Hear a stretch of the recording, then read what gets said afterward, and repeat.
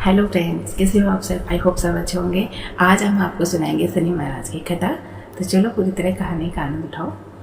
पहले हम बता रहे हैं विधि। इस दिन शनि की पूजा होती है। काला तिल, काला वस्त्र, काली उड़द शनि को बहुत प्रिय है, इसीलिए इनके द्वारा शनि की पूजा होती है। शनि की दशा को दूर करने के लिए व्रत किया जाता है। शनि स्त्रोत का पाठ भी विशेष लाभदायक होता है। अब है कथा। तो कथा है इस प्रकार।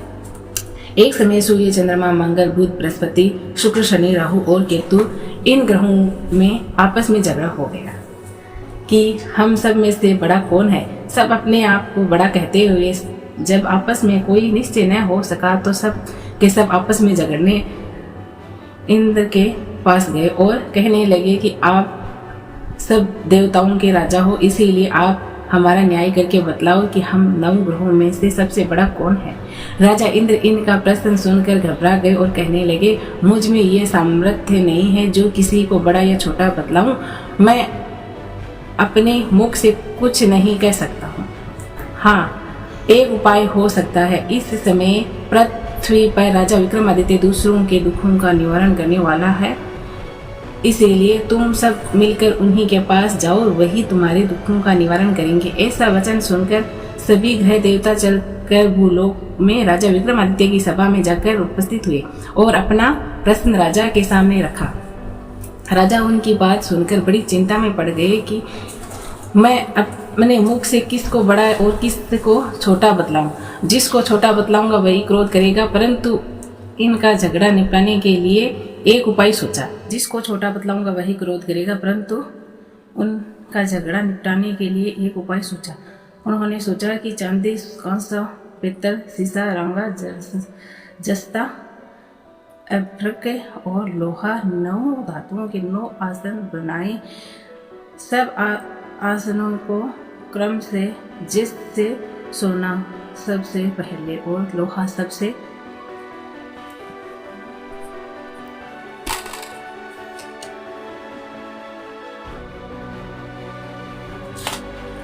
राजा उनकी बात सुनकर बड़ी चिंता में पड़ गए कि मैं अपने मुख से किसको बड़ा और किसको छोटा बतलाऊं।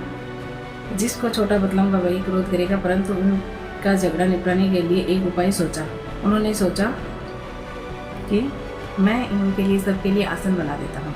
सोना, चांदी, कांसा, पीतल, शीशा, रंगा, जस्ता, अभ्रक और लोहा 9 धातुओं के 9 आसन बनाए। सब आसनों को क्रम से, जैसे सोना सबसे पहले और लोहा सबसे पीछे गया। जिसके पश्चात राजा ने सब ग्रहों से कहा कि आप सब अपने अपने सिंहासनों पर बैठिए। जिसका आसन सबसे आगे वही सबसे बड़े और जिसका आसन सबसे पीछे वह सबसे छोटा जानिए। क्योंकि लोहा सबसे पीछे था और वह शनिदेव का था, इसीलिए शनिदेव ने समझ लिया कि राजा ने मुझको सबसे छोटा बना दिया है। इससे पर शनि को बड़ा क्रोध आया और कहा कि राजा, तू मेरे पराक्रम को नहीं जानता। सूर्य एक राशि पर 1 महीना, चंद्रमा 2.25 महीना और मंगल 1.5 महीना, बृहस्पति 13 महीना, बुध, शुक्र और 1 महीने, परंतु मैं एक राशि पर 2.5 अथवा 7.5 तक रहता हूँ। बड़े बड़े देवताओं को भी मैं भीषण दुख दिया है। राजन सुनो, राम जी को 7.5 आई तो वनवास हो गया और रावण पर आई तो राम और लक्ष्मण ने सेना लेकर लंका पर चढ़ाई कर दी, रावण के कुल का नाश कर दिया। हे राजा, अब तुम सावधान रहना। राजा कहने लगा, जो कुछ भाग्य में होगा देखा जाएगा। उसके बाद अन्य ग्रह तो प्रसन्नता के साथ चले गए, परंतु शनिदेव बड़े क्रोध के साथ वहां से सिधारे। कुछ काल व्यतीत हो जाने पर जब सब राजाओं को 7.5 की दशा आई तो शनिदेव घोड़े के सौदागर बनकर अनेक सुंदर घोड़े के आने की खबर सुनकर तो अश्वपाल को अच्छे अच्छे घोड़े खरीदने की आज्ञा दी। अश्वपाल ऐसी अच्छी नस्ल के घोड़े देखकर और उनका मूल्य सुनकर चकित हो गए और तुरंत ही राजा को खबर कर दी। राजा उन घोड़ों को देखकर एक अच्छा सा घोड़ा चुनकर सवार के लिए चढ़ा।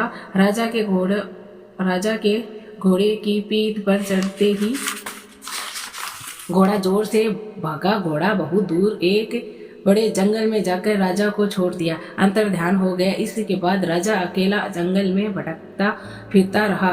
बहुत देर के पश्चात राजा ने भूख और प्यास से दुखी होकर भटकते भटकते एक ग्वाल को देखा। ग्वाल ने राजा को प्यास से व्याकुल देखकर पानी पिलाया। राजा की उंगली में एक अंगूठी थी, उसे निकालकर प्रसन्नता के साथ ग्वाल को दे दी और शहर की ओर चल दिए। राजा शहर में पहुंचे कर एक सेठ की दुकान पर जाकर बैठ गया और अपने आप को उज्जैन का रहने वाला तथा अपना नाम विका बता दिया। सेठ ने उसको कुलीन मनुष्य समझकर जल आदि पिलाए। भाग्यवश उस दिन सेठ की दुकान पर बिक्री बहुत अधिक हुई। तब सेठ उसको भाग्यवान पुरुष समझकर भोजन कराने के लिए अपने साथ ले गए। भोजन करते समय राजा ने आश्चर्य की बात देखी कि खूंटी पर हार लटक रहा था और वह खूंटी हार को निगल रही थी। भोजन के पश्चात क्रम में आने पर जब सेठ को कमरे में हार नहीं मिला तो सब ने यही निश्चय किया कि स्वाभाविका के और कोई कमरे में नहीं आया, अतः अवश्य ही उसी ने हार चुरा लिया है। परंतु विका ने हार लेने से मना कर दिया। इस पर 5-7 आदमी इकट्ठे होकर उनको फौजदार के पास लाए।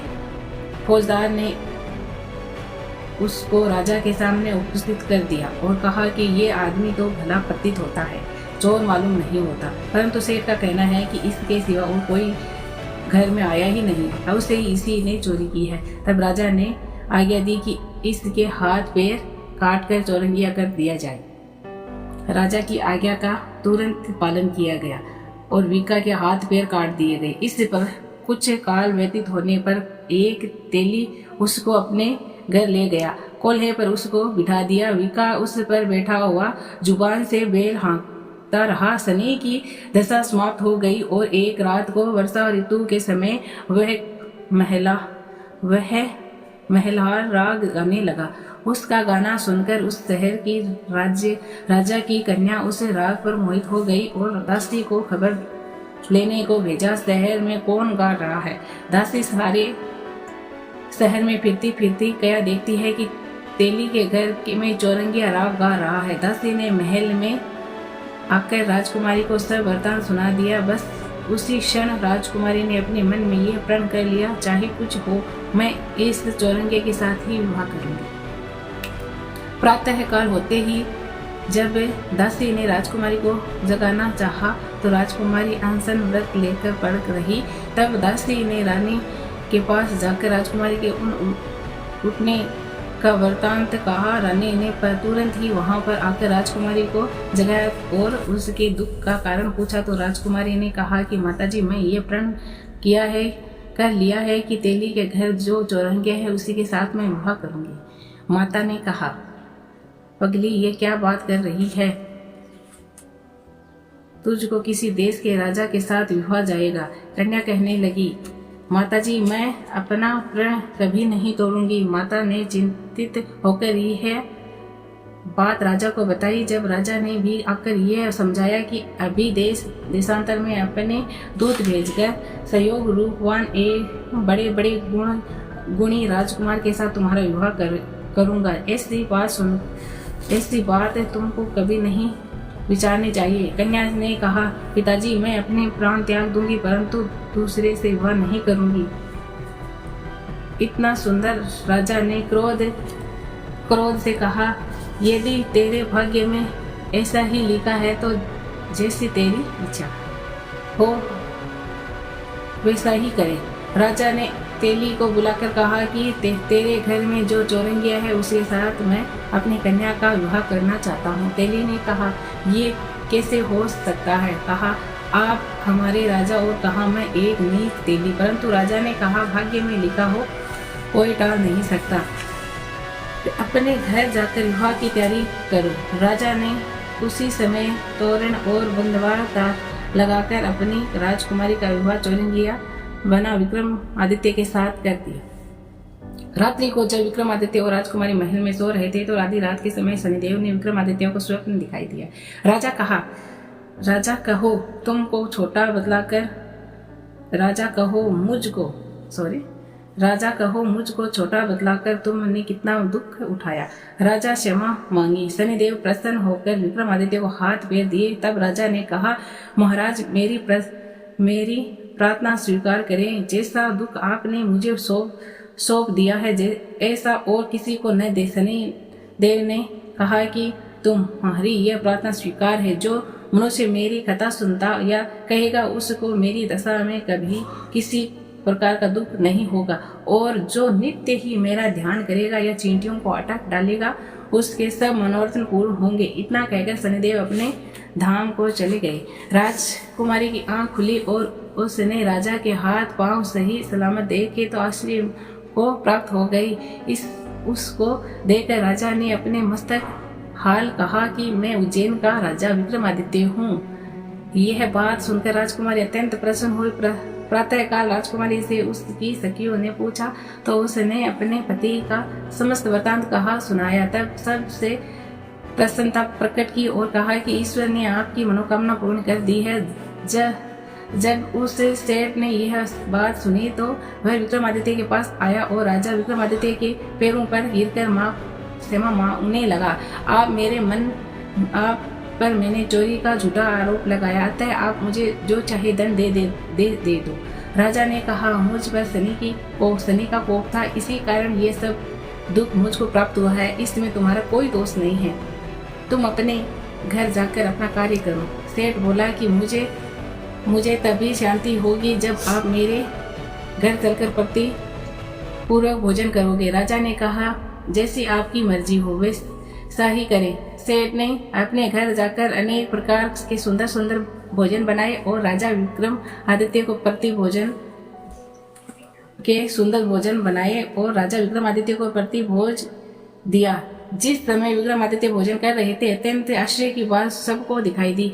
जो खुंटी पहले हार निकल रही थी वह अब हार उगल रही है।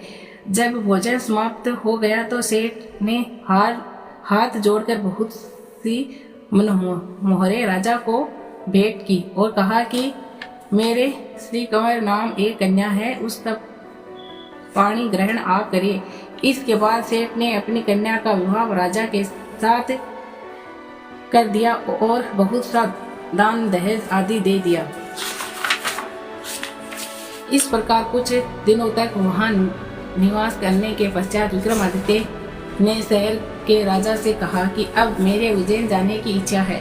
फिर कुछ दिन के बाद विदा लेकर राजकुमारी मन भावनी सेठ की कन्या कुमार तथा दोनों जगह के दहेज में प्राप्त अनेक दास दासियां रथ और पालकियों सहित विक्रमादित्य उज्जैन के तरफ चले। तब शहर में निकट पहुंचने और पूर्ववासियों ने राजा के आने का संवाद सुना तो समस्त उज्जैन की प्रजा अगवानी के लिए आई। तब बड़ी प्रसन्नता से राजा अपने महल में पधारे। सारे उत्सव मनाया गया और रात्रि को दीपमाला की गई। दूसरे दिन राजा ने शहर में ये सूचना करवाई कि शनिश्चर देवता सब ग्रहों में सर्वोपरि है। मैंने इनको छोटा बतलाकर इसी से मुझको यह दुख प्राप्त हुआ। इसी प्रकार सारे शहर में सदा शनिश्चर की पूजा और कथा होने लगी। राजा और प्रजा अनेक प्रकार के सुख भोगते रहे। जो कोई शनिश्चर की इस कथा को पढ़ता है या सुनता है, शनि की कृपा से उसके सब दुख दूर हो जाते हैं। शनि की कथा को व्रत के दिन अवश्य पढ़नी चाहिए। ओम शांति, ओम शांति, ओम शांति, ओम शांति। कमेंट बॉक्स में जरूर लिखना। ओम शांति।